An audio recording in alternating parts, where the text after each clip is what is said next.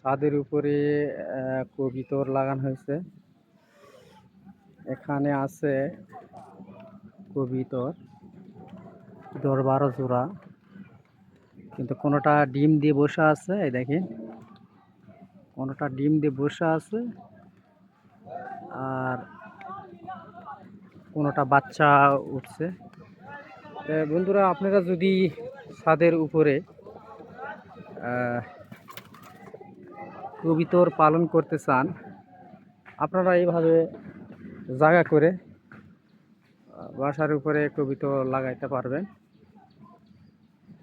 মোটামুটি ভালো ১০-১২ জোড়া কবিতর আছে, কিন্তু আছে প্রত্যেক মাসে ৩-৪ জোড়াকে বাচ্চা খাওয়াও হয়, এবং আরও কবিতর বেশি করার জন্য কোনো কিছু বিক্রি এখনো হয় নাই।